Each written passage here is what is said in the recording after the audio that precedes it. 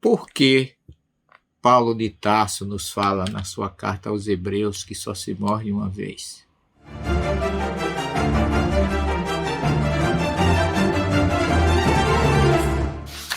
Primeiramente, eu gostaria de agradecer pelos elogios, pelas observações que temos recebido, pelas perguntas que vocês têm feito.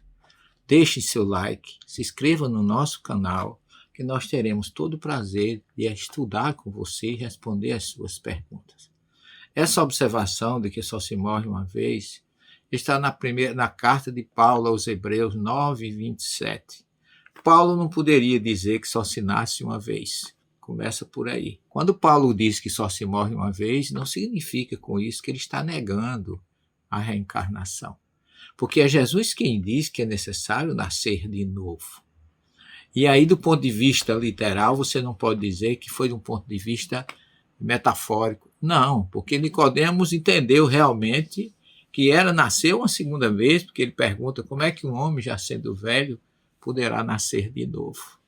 E aí Jesus começa a dar uma verdadeira lição sobre reencarnação, respondendo a Nicodemos, que o interrogou, e que Paulo de Tarso não poderia ser um opositor desse princípio da reencarnação, porque os fariseus eram reencarnacionistas.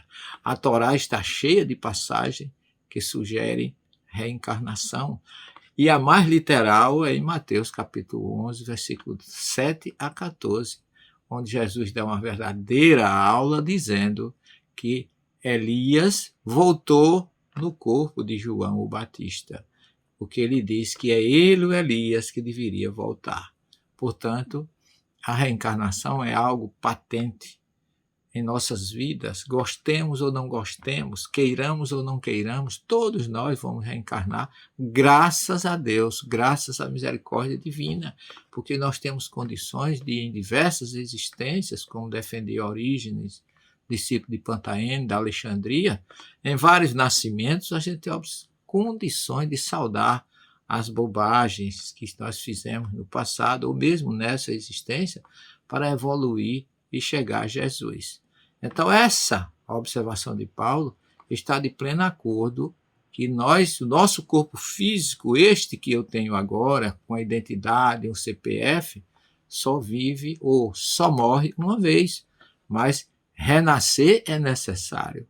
Como Paulo fala na sua carta aos Coríntios, capítulo 15, primeira carta, e como ele diz que só se morre uma vez, mas ele diz que depois da morte segue o julgamento.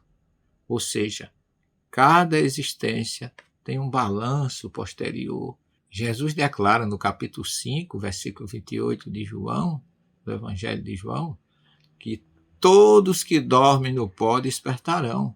Os que fizeram bem para uma vida eterna, ou uma ressurreição, ou um renascer no mundo espiritual, ou um despertar no mundo espiritual, para uma vida de bênçãos e de luz com ele. E os que fizeram mal irão para um ladim, que em hebraico é tribunal, vai passar por um julgamento, exatamente o que Paulo repete. A cada morte, a gente só morre uma vez, mas a cada morte que a gente tem nesse corpo físico, que vai se preparar para voltar num outro corpo, sendo o mesmo espírito, Paulo diz que depois da morte vem um julgamento, porque a cada morte nós fazemos um balanço para reavaliar ou avaliar aquilo onde fracassamos, onde progredimos, e se não ainda atingimos a perfeição superior, a gente precisa voltar para recomeçar de onde falhou. Essa é a misericórdia divina. Esta é a bênção que nós precisamos agradecer a Deus.